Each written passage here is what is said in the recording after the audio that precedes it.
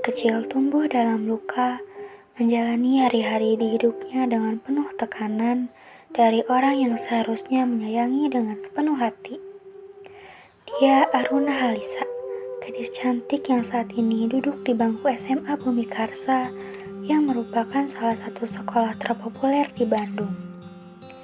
Gadis yang kehidupannya berubah drastis semenjak kepergian bundanya, Halisa, 1 tahun yang lalu.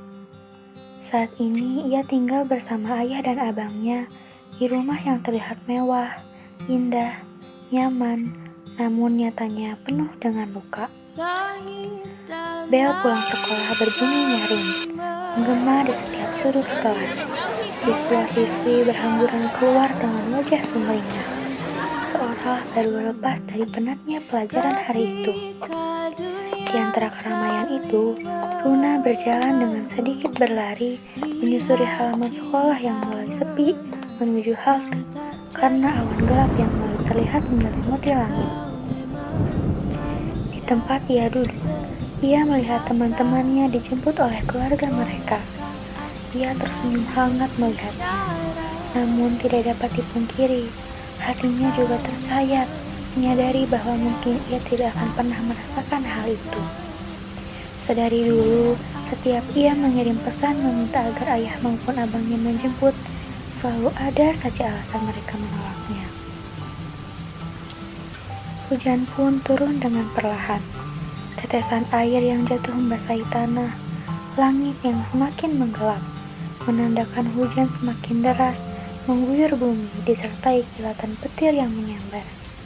Runa masih duduk termenung di halte. Matanya sesekali menatap jam tangan, berharap bus yang ditunggu-tunggu segera datang. Namun nyatanya, jalanan tetap sepi, tak ada tanda-tanda kendaraan yang mendekat. Runa bingung harus berbuat apa ya sekarang. Sementara hujan yang semakin deras tak kunjung reda, membuat Runa semakin takut karena langit yang semakin menggelap menandakan malam hari akan segera tiba. Ditambah baterai HP-nya yang lowbat. Akhirnya Runa pun memutuskan untuk menghubungi dan meminta tolong abangnya Samuel. Walau sebenarnya ia yakin pasti abangnya tidak akan menggubris. "Halo Bang El," tanyanya pelan begitu panggilan tersambung. "Ada apa lo telepon gue?"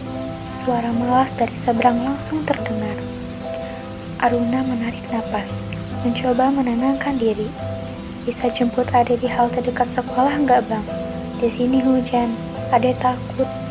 El mendengus keras, seperti keberatan, bahkan hanya mendengar permintaannya. "Jangan manja deh lo, udah tahu ini hujan. Masa iya gue harus keluar? Males banget, pesan taksi aja kan bisa." Sambungan itu terputus begitu saja. Aruna menatap ponselnya sendu. Ia sudah menduga jawaban itu, tapi tetap saja hatinya terasa sesak. Bayangan wajah abangnya yang dulu selalu melindunginya kini terasa jauh berbeda. 3 jam sudah Aruna menunggu hujan yang tak kunjung reda. Aruna memandangi layar ponselnya dengan ragu. Suara gemuruh hujan yang semakin deras membuatnya menguatkan hati. Akhirnya ia menekan nomor ayahnya dan menunggu dengan gelisah. Beberapa detik kemudian, suara berat Abimana terdengar di ujung sana. "Halo, ada apa kamu telepon ayah? Ganggu waktu kerja ayah aja," kata Abimana dingin. Aruna menelan ludah, mencoba menahan rasa tak nyaman yang muncul. "Yah, Runa boleh minta tolong gak jemput Runa di halte dekat sekolah? Di sini hujan deras. Runa udah nunggu 3 jam, hujannya masih belum reda," pintanya pelan, hampir seperti bisikan. Di seberang, ayahnya menghela napas panjang, seolah merasa terganggu. "Gak bisa, ayah lagi sibuk. Kamu bahkan bisa naik taksi sendiri. Jangan manja deh kamu Runa," jawabnya dengan tegas. Telepon itu diputus sepihak. Runa menatap layar ponselnya dengan mata berkaca-kaca. Ayah dan abangnya lupa jika ia takut naik kendaraan umum jika sendirian. Sekarang Runa benar-benar harus bingung harus berbuat apa. Hujan yang tak kunjung reda dan bus yang tak mungkin datang karena hari sudah gelap. "Bunda tolong Ade," Ade takut di sini sendirian, ucapnya sambil terisak. Saat Runa sedang berusaha menghangatkan dirinya dengan cara menggosok-gosokkan kedua tangannya dan sesekali meniupnya, mata Runa tak sengaja menatap ke arah jalan.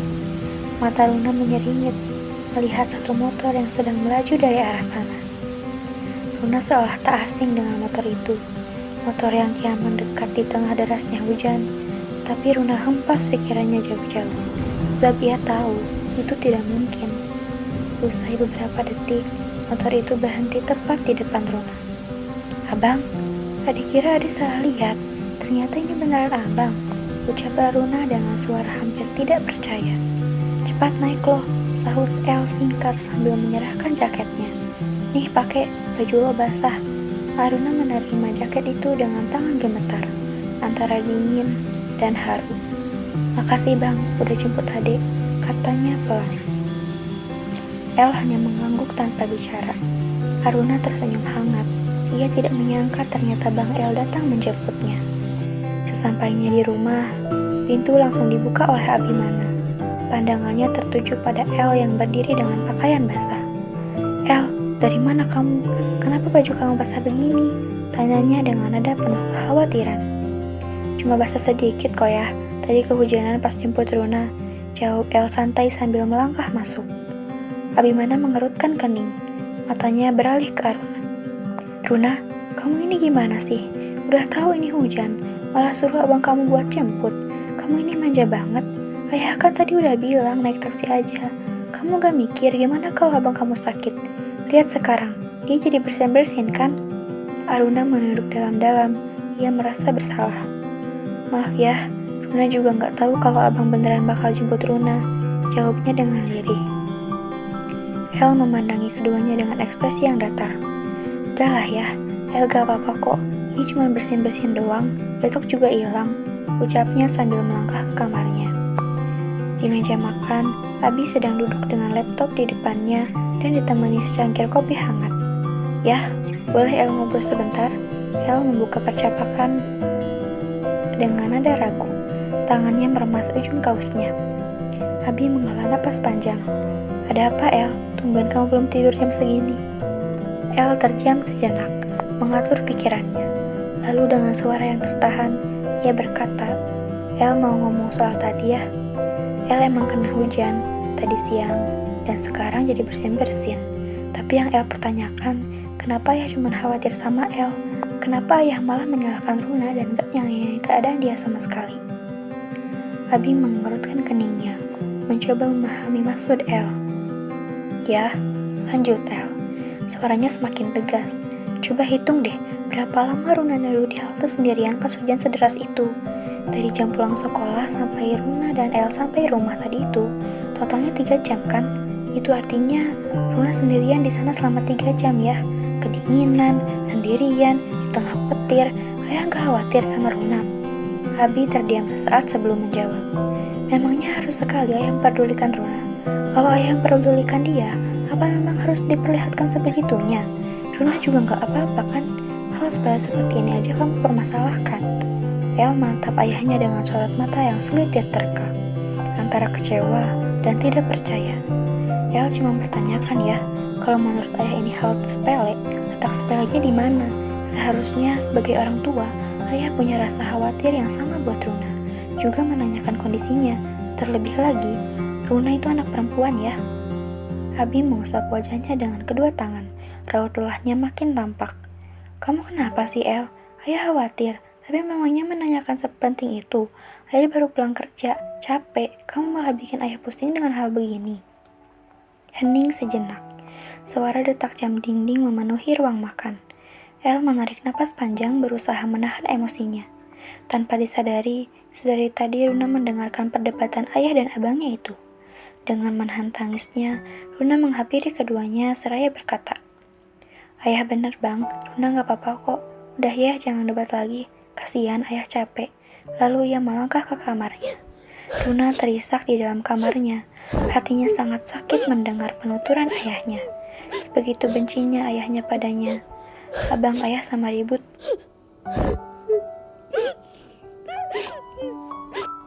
Abang sama ayah ribut. Tuhan, cukup dulu hari ini. Aku memang benar-benar sumber masalah bagi semua orang. Bunda, Runa kangen. Ayah yang kita kenal bukan ayah yang sekarang, Bunda. Ayah berubah banget. Tapi apa mungkin ayah yang sebenarnya juga kayak gini? Bisa saja ternyata selama ini, selama Bunda masih ada, ayah juga berpura-pura. Di tengah tangisnya, ia mendengar suara yang cukup keras. Suara itu berasal dari Abimana yang mendorong kuat pintu sehingga terbuka dan membentur tembok. Runa terbangun dalam tunduknya. Dapat ia lihat sorot mata ayahnya yang penuh dengan amarah. Tubuhnya bergetar saat Abimana mendekat ke arahnya dengan nafas yang tak teratur dan wajahnya yang memerah. Abimana berada di puncak emosinya. Satu bunguman mentah yang dilayangkan ayahnya pada Aruna. Yah, sakit. Rintihan kecil pun terdengar. Rasa perih dan sakit menjerar di pipi kirinya. Puas kamu, Sudah buat abangmu melawan ayahnya sendiri, ucap Abi dengan penuh emosi. Runa hanya mampu menundukkan kepalanya. Pening, seluruh pandangannya memburam. Tak cukup sampai di situ, selang beberapa detik, tangan Abimana mendorongnya kuat hingga jatuh membentur meja yang ada di sampingnya. Ambruk, tubuh mungil itu lemas, meringis, lalu mengangkat tangannya penuh usaha untuk menyentuh pipinya yang terasa sangat kebas. Juga terasa sakit di waktu yang sama. Abimana lihat putrinya yang kini tersempuh di bawah dengan menyandarkan kepalanya pada kaki meja. Ia masih tersalut emosi. Lalu kembali ia layangkan pukulan pada Runa. Runa menangis, diikuti derasnya darah yang mengalir di kepalanya karena terbentur kembali pada meja saat Abi melayangkan pukulan yang kesekian kalinya. Sakit, semuanya sakit, tapi hatinya lah yang lebih sakit. Runa masih sadar, namun tak tahan sebab nyeri di seluruh tubuhnya. Adakah yang akan menolongnya, atau dirinya akan habis di tangan ayah kandungnya sendiri? Pilu hidupnya tak kunjung usai. Sakitnya yang selama ini kapan selesai? Seperti dibunuh berkali-kali, namun ia tak kunjung mati. Semuanya belum cukup untuk memberi kebahagiaan yang selalu ia dambakan.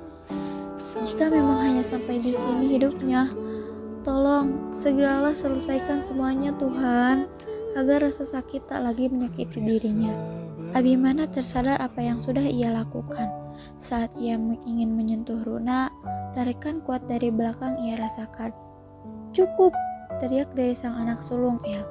Emosinya memuncak melihat sang adik terkapar begitu lemah. Dan di saat itu juga kesadaran Runa mulai hilang. Matanya mulai menutup sedikit demi sedikit. Segera El pangku Runa, ia bawa Runa ke rumah sakit. Di satu sisi, Abimana masih termanung di kamar Runa, menatap tangannya yang ia gunakan untuk menyakiti putrinya sendiri. Selama 1 jam, ia tak beranjak dari sana. Ia kehilangan kesadarannya. Ia hanya termenung, mencerna apa yang telah terjadi. Ia hampir membunuh anaknya sendiri. Dering telepon berbunyi. Ia lihat anak sulungnya menelpon. Ia angkat panggilan itu dengan tangan gemetar. Terdengar suara tangis di seberang sana. Ayah jahat, ayah udah bunuh Runa. Dokter bilang Runa gak bisa diselamatkan karena benturan keras di kepalanya. Ayah puas kan? Ponsel itu terjatuh. Abimana menangis sejadi-jadinya. Ia benar-benar membunuh anaknya sendiri. Runa, maafkan ayah sayang. Beri ayah kesempatan untuk memperbaiki semuanya. Beri ayah kesempatan untuk dapat maaf dari kamu. Beri ayah kesempatan untuk membahagiakan kamu. Tolong, jangan tinggalin ayah Runa. Ayo bangun lagi. Abimana kalang kabut. Ia tatap foto istrinya Halisa dengan Runa. Sa, maafkan saya. Pasti sekarang kamu kecewa, marah, sedih. Semua pasti kamu rasakan di sana. Saya gagal jadi ayah, Sa. Saya gagal. Semenjak kepergian kamu di hari itu, entah mengapa di saat itu juga ada rasa yang tak bisa dijelaskan di saat saya melihat Runa. Runa, wajahnya persis dengan kamu. Saya selalu mengingat kamu setiap melihat dia. Sifatnya juga sama seperti kamu. Bedanya, kamu versi kecil ini. Dia lebih sabar, Sa. Lebih lapang dari kamu. Sa, saya tidak tahu kenapa rasa sakit ada di saat saya melihatnya usai kamu pergi. Melihat dia sama saja mengingat seberapa sulitnya kamu waktu itu. Di saat emosi saya selalu tak stabil, dialah pelampiasan saya. Saya terkadang melakukannya dengan sadar, kadang juga melakukan itu dengan tidak sadar, karena itu semua kadang di luar kendali saya. Di masa sulitnya setelah kehilangan kamu, saya yang dulu berjanji akan mengutamakan dia dan membahagiakannya, saya ingkari karena saya justru menyakitinya, bahkan membunuhnya. Sa, ampuni saya sayang. Putri kecil kita hancur di tangan ayah kandungnya sendiri. Luna, ayah mohon ampun. Kini Abimana benar-benar menyesal. Suara gemertak angin malam di luar hanya menjadi saksi bisu dari jeritan hatinya. Ia duduk di lantai dingin, memeluk dirinya sendiri, mencoba menahan rasa sakit yang menggerogoti. Wajah Runa terlintas di benaknya. Tatapan teduh itu, suara lembutnya, malam itu jadi malam di mana Abimana berlutut di tengah kegelapan, membawa dirinya lebih dalam ke dalam jurang penyesalan.